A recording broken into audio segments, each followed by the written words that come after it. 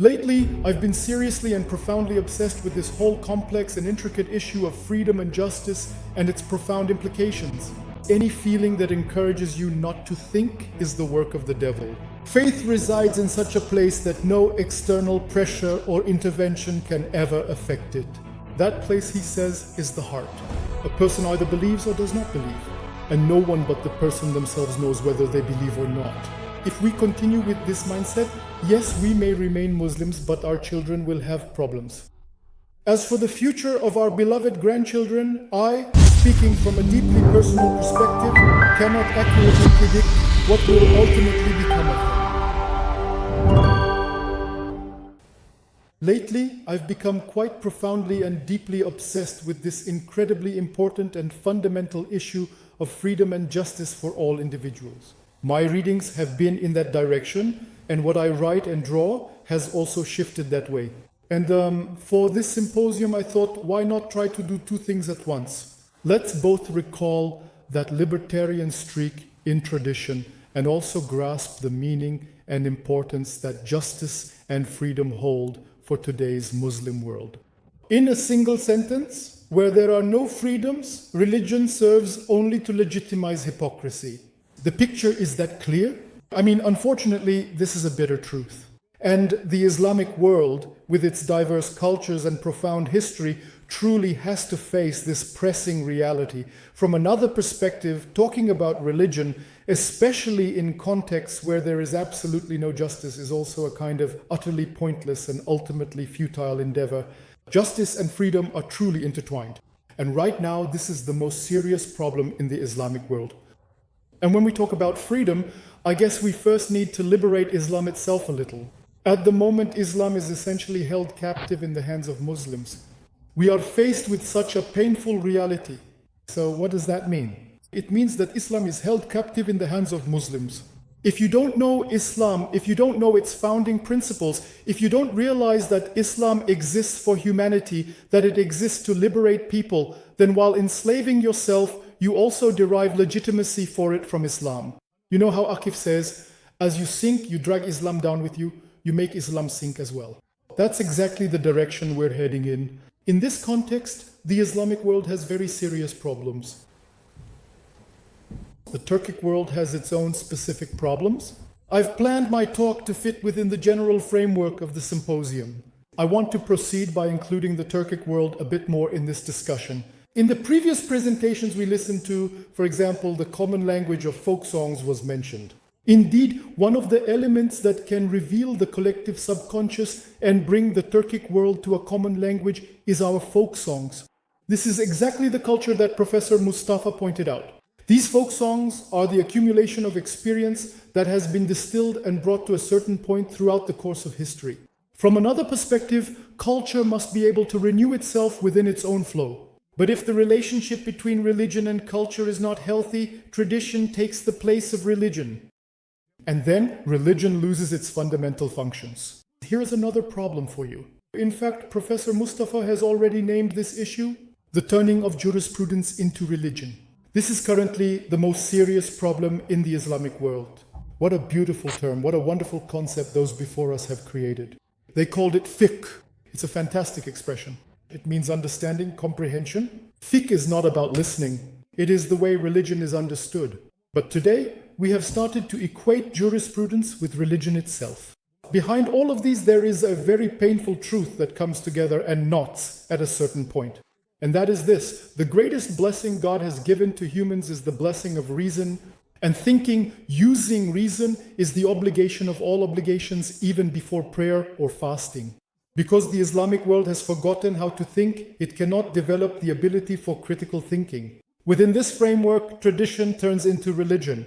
Within this framework, the aspect of religion that gives meaning to human life is lost. And in this direction, the relationship between religion and freedom is severed. Instead of liberating, religion starts to push people away. In fact, right at this point, I would like to discuss the relationship between faith and freedom using the example of Abu Hanifa. While discussing this, I want to draw attention to two things. First, if the current understanding of religion continues like this, it will drive Muslims even further away from religion. This is the direction things are heading in the Islamic world, including Turkey. In December, I was in Iran, and what I observed there really frightened me. Young people are rapidly drifting towards atheism. And what's worse, the mistakes of the mullahs are now being blamed on Islam itself. In Turkey, it was misnamed.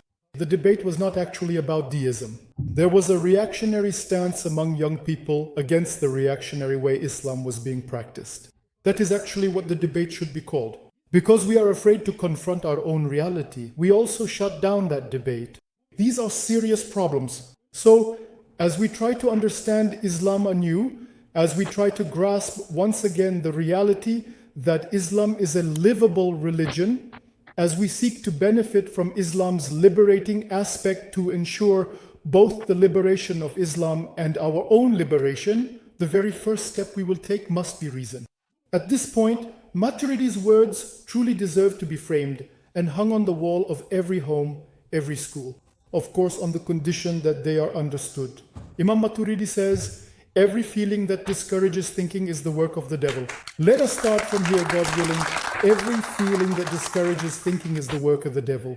In fact, in my opinion, Imam Maturidi is one of the greatest figures ever produced by the entire Islamic world and the Turkic world. If we can truly understand Imam Maturidi without turning it into a Maturidism, we will have found a foundation for solving three problems. First, we will be saved from confusions related to faith. We will be able to grasp the relationship between monotheism and freedom in a healthy way. Second, we can rediscover the dimension of religion that gives meaning to human life. Third, we can ensure that religion is no longer used as an instrument to legitimize, in a sense, the actions of politicians. A parenthetical note here. Right now, blood is being shed profusely in the Islamic world. The blood being shed is Muslim blood. The one who dies says Allahu Akbar, and the one who kills also says Allahu Akbar. In the end, not only are the weapons they use not produced by themselves, but it is children who are being killed. And the sad reality is that the current understanding of religion goes so far as to ask about the sect of the children being killed. The current understanding of religion is shifting towards questioning the identities of the children who have died. In other words, instead of uniting, religion has started to divide the entire Islamic world. This reality is a very bitter truth.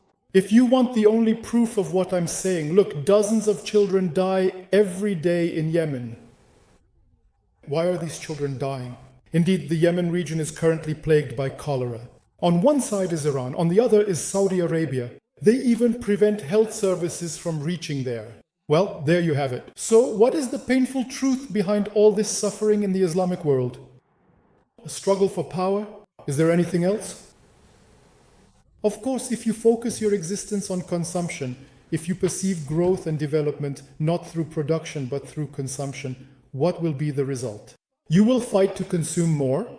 What kind of power do you need to have in order to consume more? The power of authority. So the main truth behind war is power. That's where the group called ISIS or Daesh gets its name, the Islamic State of Iraq and the Levant. Well, people want to establish their own authority in some way. Fine, go ahead and establish it. But don't forget this fact. The religion of Islam leaves political matters to human responsibility. Politics is just one of the possible solutions. It is not the only solution. But if you base your existence on consumption, then politics is perceived as the only solution, and unfortunately, you might end up blaming religion for it. There is no harm in that. In order to escape from this, we need to re-examine our faith. And in this context, I said that Maturidi can support us in three ways. First, the relationship between faith and freedom will become clearer. Second, the relationship between religion and politics will become clearer. Because Maturidi clearly states that religious affairs are separate, politics is separate. I've actually started explaining these points in reverse order. In a moment, I will ground this with Abu Hanifa. I will refer to his views. The third point, which perhaps should have been listed first, the liberation of the mind. Truly, this is the greatest blessing that God has given to humanity. Now, I would like to elaborate a bit on the part related to faith, because freedom is inherent in the nature of monotheism. Monotheism liberates a person. Let me briefly remind you of a verse from the Quran. The Quran likens the state of polytheists to an object that has risen into the air but then falls. Birds try to catch it, tossing it in different directions, and the wind blows it elsewhere. When I reflected on this verse for a while, I came across something very interesting. Tawheed is truly the most fundamental founding principle of the Quran. When it is well understood, it gives a person the coordinates of where they stand. In other words, it determines a person's place in the world.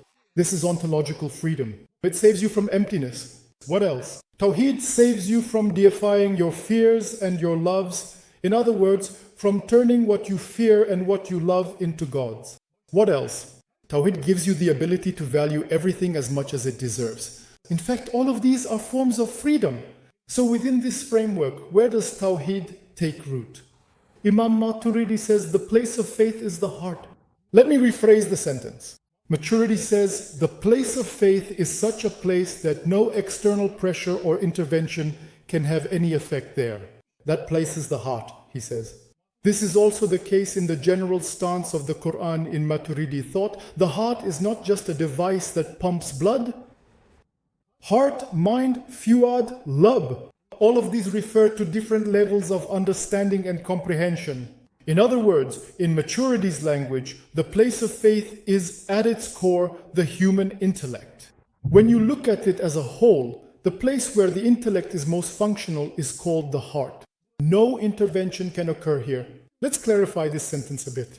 You can all notice this through experience, even with a small questioning about your own faith. A person either believes or does not believe.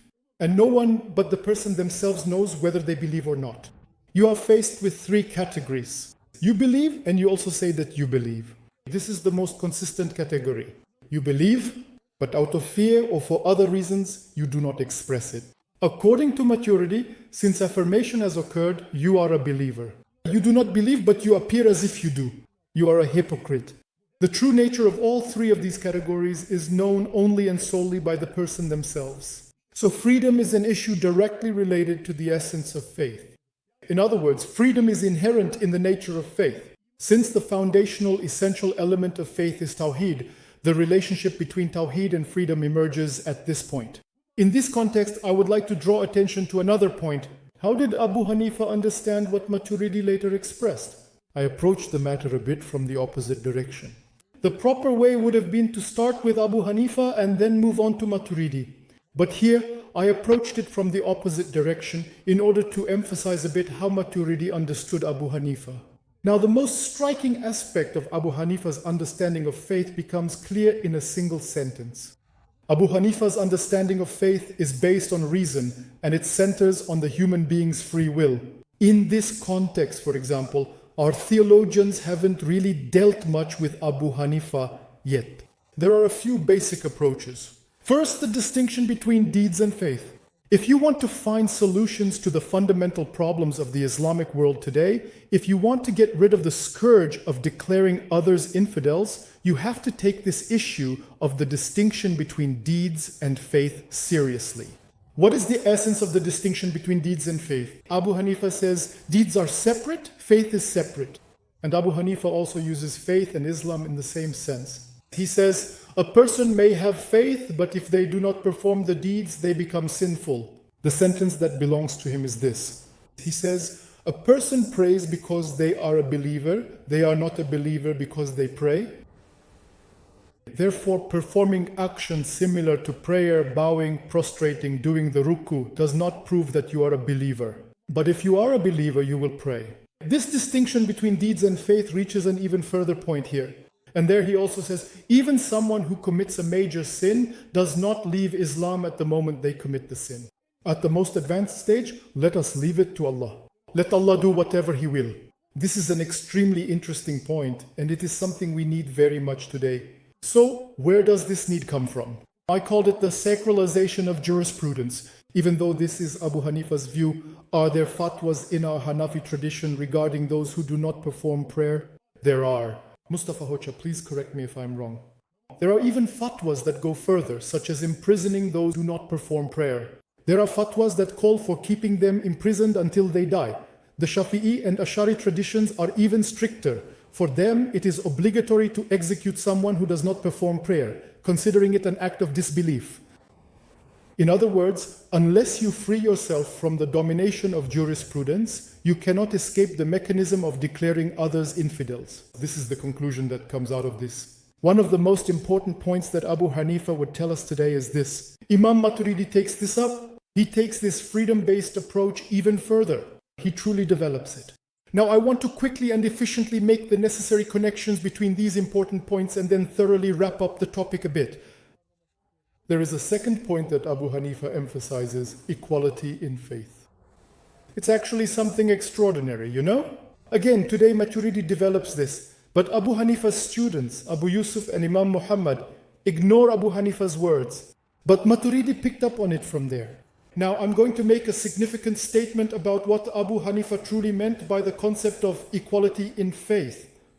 Well, despite the clear teachings of the Holy Quran, the Arabs have historically suffered from a deeply ingrained disease that unfortunately still troubles all of humanity, even today. This pervasive issue is, of course, racism.